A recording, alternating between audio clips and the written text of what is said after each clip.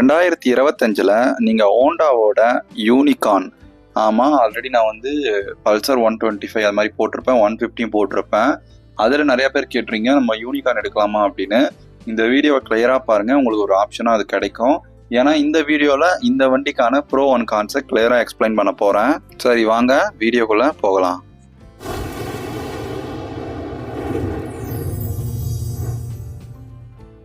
First of all இதோடைய ப்ரோலேருந்து அட்வான்டேஜ்லேருந்து ஆரம்பிப்போம்.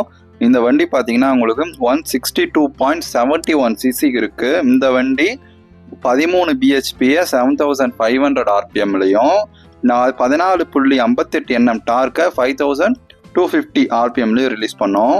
இதோடைய பெரிய ப்ளஸ்ஸு எல்லா வீடியோவில் சொல்கிற மாதிரி சேம் தான். இது ஜாப்பனீஸ் இன்ஜின், ஹோண்டா வந்து பெரிய ப்ளஸ்ஸே இந்த வண்டி எடுக்கிறதுக்கான மெயின் ரீசன் இதோடைய ரிஃபைன்மெண்ட்டு, அதோடைய இன்ஜின் குவாலிட்டி, அதோடைய அந்த ரொம்ப வருஷமாக இருக்கிற அந்த யூனிகார்ன் நேம் தான். அதே நேரத்தில் டிசைன் வந்து மோஸ்ட்லி எந்த வித சேஞ்சஸும் கிடையாது. ஓல்டுக்கும் இப்போதைக்கும் பெரிய டிஃப்ரென்ஸு. மேபி LED DRL எடுத்துகிட்டு வந்திருக்காங்க, அவ்வளோதான். மற்றபடி எல்லாமே சேம் தான். இன்ஜின் ரிஃபைன்மெண்ட் வந்து வேறு லெவலில் இருக்கும் இதோடைய குவாலிட்டி. நீங்கள் ரொம்ப ஸ்மூத்தாக வேணும், பட்டர் ஸ்மூத்தாக வேணும், நான் 80 உள்ளே தான் வந்து க்ரூஸ் பண்ண போகிறேன், அதுவும் இல்லாத முக்கியமாக சிட்டிக்குள்ளே தான் நான் ஓட்ட போகிறேன் அப்படின்னா உண்மையிலே one of the best vehicle. நிறைய பேர் வந்து யூஸ் பண்ணிடுறேன். அதுக்கப்புறம் நிறைய பேர் வந்து ஒரு ஃபேமிலிக்கு சூட் பண்ணுற ஒரு பெஸ்ட் வெஹிக்கிள் தான் இந்த யூனிகார்ன். இந்த வண்டியில் பார்த்தீங்கன்னா பிலோ 80க்குலாம் எந்த வித வைப்ரேஷனும் இல்லை. நான் ஒரு 100 வரைக்கும் ரீச் பண்ணேன், பெருசாக எதுவும் இல்லை. பட் 100க்கு மேலே ஒரு சின்ன இஷ்யூஸ்லாம் வருது, வைப்ரேஷனு ஒரு மாதிரி சின்ன நாய்ஸ் மாதிரிலாம் வர ஆரம்பிக்குது. பட் வந்து இதை நம்ம வந்து டாப் எண்டு அது மாதிரிக்கான வண்டி கிடையாது, இது கம்யூட்டர் பேஸ் வெஹிக்கிள் தான். ஸோ அதுக்கேற்ற மாதிரி நீங்கள் சிட்டிக்குள்ளே ஓட்ட போகிறீங்க அப்படின்னா உண்மையிலேயே one of the best vehicle. Best smooth engine இருக்குது இதில். ஏன் அப்படின்னா இந்த வண்டி நிறைய பேர் ஓட்டி நீங்கள் பார்த்துருப்பீங்க. அந்த வண்டிலாம் கிட்டத்தட்ட 80,000 1 லட்சம் கிலோமீட்டர்லாம் இந்த வண்டியை தாராளமாக நீங்கள் வந்து ஓட்ட முடியும். அதே நேரத்தில் இந்த சர்வீஸ் எல்லாம் வந்து உங்களுக்கு எல்லா இடத்துலையுமே கிடைக்கும். ஸ்பேருமே உங்களுக்கு எல்லா இடத்துலையும் அவைலபிளாக கிடைக்கும் ஈஸியாகவே. அடுத்தது வந்து மைலேஜ் தான். ஏன் அப்படின்னா இது பர்ஃபார்மன்ஸு இல்லை, ஸோ ஓரியன்ட் வந்து கம்யூட்டர் தான். அப்படின்றப்போ உங்களுக்கு வந்து ஒரு மீடியமாகவும் போகும் ஸ்பீடு, அதே நேரத்தில் மைலேஜும் உங்களுக்கு 45 to 55ன்றது கஸ்டமர் கிளைம் பண்ணுறாங்க. நெக்ஸ்ட் பார்த்தீங்கன்னா அதோடைய சீட்டு பார்த்தீங்களா, சீட் வந்து நல்லா ஒய்டராக இருக்குது. தாராளமாக ஒரு ஃபேமிலியை கூட்டிகிட்டு போகலாம், நல்லா ஒய்டாக இருக்குது. அதே நேரத்தில் கம்ஃபர்டபுளாக இருக்குது, ரைடு நல்லாவும் கொடுத்துருக்காங்க இந்த வண்டியில். சஸ்பென்ஷன் வந்து ஒரு மீடியமாக கொடுத்துருக்காங்க, ரொம்ப லோ கிடையாது, அதே நேரத்தில் ரொம்ப சூப்பர்னு சொல்ல முடியாது, கரெக்டாக கொடுத்துருக்காங்க, ஓகேவா இருக்குது அதோடைய சஸ்பென்ஷனு. அடுத்த ப்ளஸ் பார்த்தீங்க அப்படின்னா இதோடைய பில்ட் குவாலிட்டி தான். ஏன்னா இதுக்கு முன்னாடி வந்த வெர்ஷன் எல்லாமே ஓரளவு நல்லாவே இருக்கும். பட் இதுக்கு முன்னாடி வந்து இது காம்படிட்னா SP 160 இருக்கு இல்லையா, அதில் கொஞ்சம் நிறைய இஷ்யூஸ் வந்து ஃபேஸ் பண்ணுறாங்க. பட் அதில் இருக்கிற இஷ்யூஸ் இதில் கொஞ்சம் கிடையாது. ரெண்டாவது அதோடைய பில்ட் குவாலிட்டியுமே இதில் வந்து நல்லா இருக்குது அதை காட்டிலும். இதனுடைய ஆன்-ரோட் ப்ரைஸ் பார்த்தீங்கன்னா உங்களுக்கு 155 to 145 இந்த மாதிரி ரேஞ்சஸில் ஒவ்வொரு டீலர் வைஸ் வந்து ரேட் வந்து முன்ன பின்ன வேரி ஆகும். அதே நேரத்தில் பார்த்தீங்கன்னா இந்த வண்டி உங்களுக்கு 240 mm வந்து ஃப்ரண்ட் பிரேக் சைஸ் இருக்குது. அடுத்து 2 piston சேம் கேலிபர் தான். டிஸ்க்கு வந்து சிங்கிள் சேனல் ABSல கொடுத்துருக்காங்க, அது மெயினாக வந்து நோட் பண்ண வேண்டியது. ஏன் அப்படின்னா நான் ஆல்ரெடி சொன்ன மாதிரி இந்த வண்டி ABS வேரியன்ட் தான்.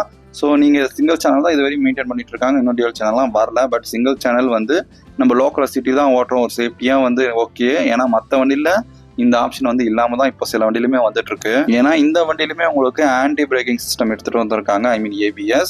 ஸோ இது இருக்கிறனால உங்களுக்கு வந்து ஸ்கிட் ஆகாமல் ஈஸியாக ஸ்மூத்தாக வந்து நீங்கள் பிரேக் அடிக்க முடியும்.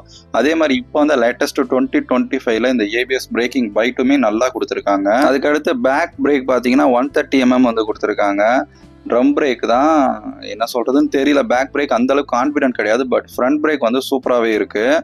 சஸ்பென்ஷன் சொல்கிற மாதிரி ஓகே, நார்மலாக இருக்குது. ஏதாவது பள்ளங்குழியில் ஊற்றிங்கன்னா பாதி வருது மேலே, அதனால பாதி வந்து ஓரளவு அரெஸ்ட் ஆகிடுது. அடுத்து பார்த்தீங்கன்னா இதோடைய டயரோட சைஸ் பார்த்தீங்கன்னா 100/80 தான் கொடுத்துருக்காங்க ஃப்ரண்ட்டில். பேக்கில் பார்த்தீங்கன்னா 100/90 கொடுத்துருக்காங்க. ரெண்டுமே டியூப்லெஸ் டயராக தான் வருது.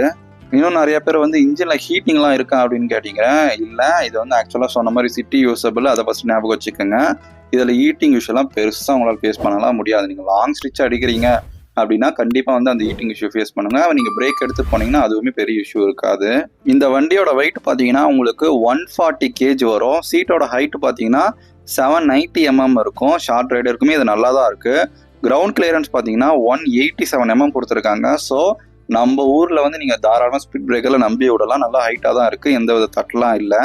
ஃபியூல் டேங்க் வந்து கப்பாசிட்டி பார்த்தீங்கன்னா உங்களுக்கு 13 லிட்டரும் கொடுத்துருக்காங்க. ஸோ நீங்கள் பெட்ரோல் தாராளமாக 48 50க்கு மேலே தான் மைலேஜ் தரப்போகுது. பெட்ரோல் டேங்க் உங்களுக்கு 13 லிட்டரும் கொடுத்துருக்காங்க. ஸோ வந்து 2 லிட்டர் வந்து ரிசர்வில் இருக்கும். ஏன்னா இது F5 இன்ஜின்னால. என்னடா நிறையா சொல்லிட்டே இருக்கிறியாடா பாசிட்டிவாக அப்படின்னா, இந்த வண்டியில் சொல்ல போனால் உண்மையாகவே பாசிட்டிவ் அதிகமாக தான் இருக்குது. சரி வாங்க இந்த வண்டியோட நெகட்டிவ் என்ன இருக்குது, நெகட்டிவ் சைடு என்ன இருக்குதுன்னு பார்ப்போம். நெகட்டிவ்க்கு போகலாம். அடுத்து சேம் தான் இதோடைய சர்வீஸு சொல்கிறதுக்கு என்னன்னு தெரியல. ஏன்னா இது வந்து காமன் இஷ்யூவாகவே அடிச்சு நெகட்டிவ்னாலே சர்வீஸ் வந்துருச்சு. நம்ம சொல்கிறது ஒன்றா இருக்குது, அவங்க சர்வீஸ் பண்ணுறது ஒன்று தான் இருக்குது. சர்வீஸ் வந்து ஒஸ்ட்டாக தான் பண்ணுறாங்க. ஸோ நம்ம லோக்கல் டெக்னீஷியனை வச்சு பண்ணால் அந்த இஷ்யூ வந்து சால்வ் ஆகுது. அடுத்த வந்து மெயின் ரீசன் பார்த்தீங்கன்னா இது இந்த வண்டியோட எல்இடி லைட்டு, எல்இடி இல்லை ஹாலோஜன், அது வந்து ஒவ்வொரு வெர்ஷனுக்கு ஏற்ற மாதிரி இருக்குது. இப்போ வரது எல்இடி கொடுத்துருக்காங்க. பட் அதோடைய விசிபிலிட்டி எப்படி இருக்குது? சொத்தம். ஏன் அப்படின்னா அதோடைய குவாலிட்டி ஒன்றுமே வேலைக்காகாது. எல்இடி லைட் வந்து சுத்தமாக விசிபிலிட்டி லைட்டு ரொம்ப ரொம்ப போராகுது. நீங்கள் போகிறீங்க அப்படின்னா நீங்கள் எக்ஸ்ட்ரா ஒரு வந்து மொபைல் டார்ச் தான் அடிச்சுட்டு போகிற மாதிரி இருக்குது. அதோடைய விசிபிலிட்டி ரொம்ப கம்மியாக இருக்குது. நீங்கள் வேறு ஆஃப்டர் மார்க்கெட்டில் எல்இடி வந்து மாற்றிங்கன்னா உங்களுக்கு பழிச்சிட்டு இருக்கும். இல்லை எக்ஸ்ட்ரா ஃபாக் லைட்டும் நீங்கள் போட்டுக்கலாம். அது மாதிரி வந்தோன்னா ஓகேவா இருக்குது. பட் எல்இடி வந்து குவாலிட்டி ஒஸ்ட்டு தான்.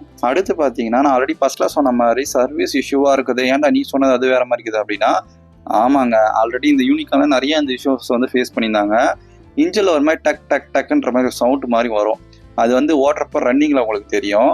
என்னடா இது இன்ஜின் தானே பெஸ்ட்டு, ஜாப்பனீஸ் இன்ஜின் அப்படி எப்படின்னு ஏன் சவுண்டெல்லாம் வருது அப்படின்னா, ஆக்சுவலாக அது இன்ஜினோட சவுண்டே கிடையாதுங்க. மேலே ஸ்பீடோமீட்டரில் ஒரு ஒயர் போகும் கேபிள், அந்த இடத்துல வந்து ஷார்ட் ஆகிற மாதிரி ஒரு மாதிரி டக் டக்குன்னு சவுண்ட் வரும்.